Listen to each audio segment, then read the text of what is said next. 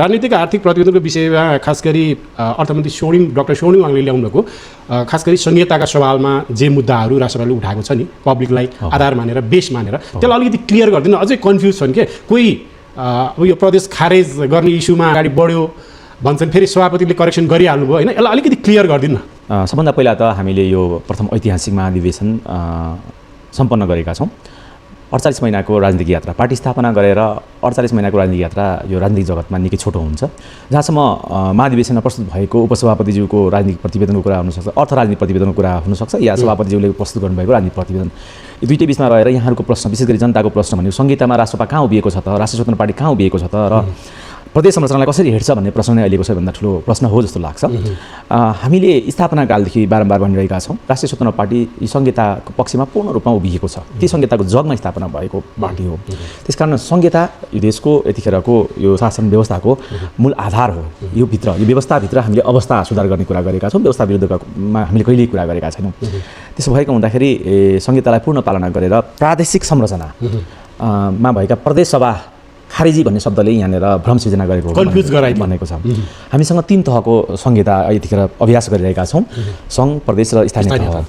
अब यो 3 तहको आफ्नै महत्त्व छ, आफ्नै भूमिका छ। त्यसकारण यो 3 तहको संहितामा प्रदेश सभा खारेज गर्ने भनेको प्रदेश सभा हटाउने भनेको होइन, प्रदेशलाई हटाउने भनेको होइन।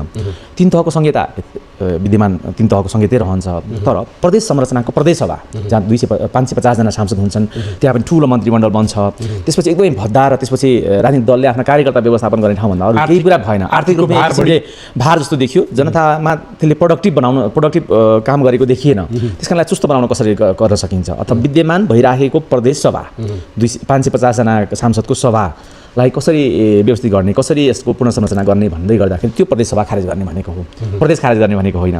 त्यसकारण सभापतिजीको राजनीतिक प्रतिवेदनले भनेको कुरा पनि त्यही हो, संहितालाई चुस्त बनाउने अथवा प्रदेश संरचनालाई चुस्त बनाउने भनेको पुनर्संरचना गर्नुपर्छ भने, सभालाई पुनर्संरचना गर्नुपर्छ भने त्यो गर्ने भनेको हो भने उपसभापतिजीको प्रतिवेदनको पनि आशय त्यही नै हो। त्यसकारण यसमा विमति रहन्छ। त्यसलाई अझ क्लियर गरिदिनु नि त। अब प्रदेश सभा लोड भयो, खर्चिलो भयो, त्यसलाई राजनीतिक दलका कार्यकर्ताहरू अझ बढी इन्भल्भ भए, त्यसमा बेटी बढ्यो भनेर त पब्लिकहरूले पनि भन्ने अवस्था होइन। तर तपाईहरुको कन्सेप्ट चाहिँ के हो त, त्यसलाई कसरी म्यानेज गर्ने हो? अब त्यो जुन मन्त्रीमण्डलको कन्सेप्ट छ होइन, त्यसलाई घटाउने कसरी, त्यो जसरी अहिले डेली रुटिनमा जसरी प्रदेश सभाले काम गरेको छ नि, त्यसलाई कसरी म्यानेज गर्ने हो त?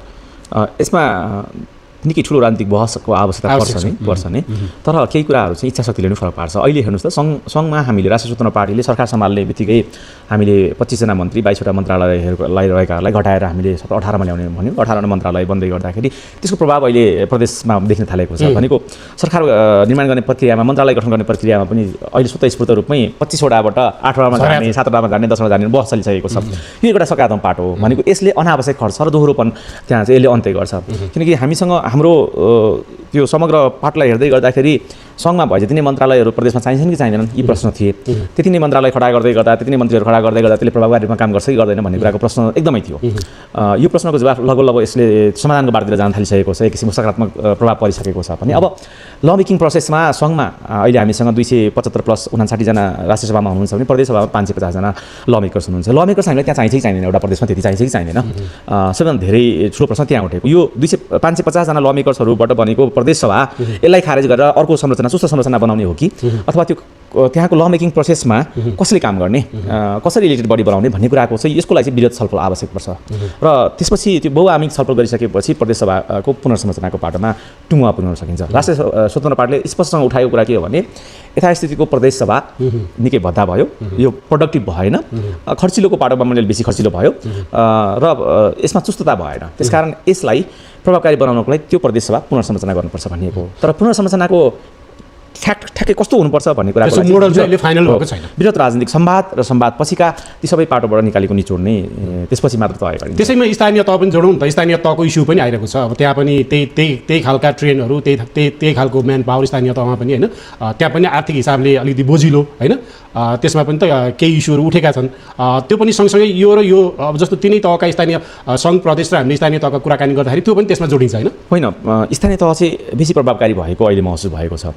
फिडब्याक पनि त्यस्तो छ जनताको। र हाम्रो संविधानले पनि के भनेको छ भने प्रत्येक 10-10 वर्षमा संविधानले तय गरेका कुराहरूको पुनर्विचार गर्ने, संशोधन गर्नुपर्ने पाटोमा संशोधन गर्ने, शासकीय स्वरूपहरूका विषयमा पुनः छलफल गर्ने भन्ने कुरा त संविधानले तय गरिदिएको छ नि त। त्यसको आधारमा अहिले हेर्दै गर्दाखेरि स्थानीय तहमा चाहिँ यो सिमानाका विषयहरूमा कहीँ विवाद छ। तर स्थानीय सरकारले यो डेलिभरीको पाटोमा, सुशासनको पाटोमा प्रत्यक्ष जनतासँग जोडिने चाहिँ स्थानीय सरकार भएको हुँदै गर्दाखेरि र विकासलाई गति दिने पाटोमा पनि स्थानीय सरकार भएको हुँदै गर्दाखेरि स्थानीय सरकारको बिचमा चाहिँ धेरै विरोध छैन। यसलाई सुशासनयुक्त बनाउनु छ, प्रविधिसँग जोड दिनु छ र त्यो स्ट्राटेजिक प्रोग्रामहरूलाई चाहिँ इन्हान्स गरिदिनु पर्ने छ। संविधानले स्वायत्तता दिएको छ, तिनटै सरकारलाई स्वायत्तता दिएको छ भने प्रदेश संरचना चाहिँ त्यसको संरचनामै सुधार गर्नुपर्ने गरी देखिएको छ। फिडब्याक पनि त्यसरी आएको छ, जनताले पनि त्यसरी महसुस गरेका छन् भने स्थानीय सरकारलाई चाहिँ इम्पावर गर्नु छ। अझै गुड गभर्नेन्सको पाटोमा त्यसलाई सुधार गर्नुपर्ने पाटो एउटा रह्यो भने डिजिटलाइजेसनको प्रक्रियाबाट त्यसका क्षमता सुधार गर्ने, डेलिभरीको पाटोमा सुधार गर्ने पाटो रहेको छ। त्यसो भएको हुँदा स्थानीय सरकारमा त्यति धेरै विरोध नभएको हो र विरोध भएको कुरा त्यही एउटै सिमानाका विषयमा अलिअलि विवाद छन्। ती कुराहरू त त्यो पनि संविधान संशोधन मार्फत नै अथवा संवाद मार्फत नै, छलफल मार्फत नै टुङ्गिने विषय हो।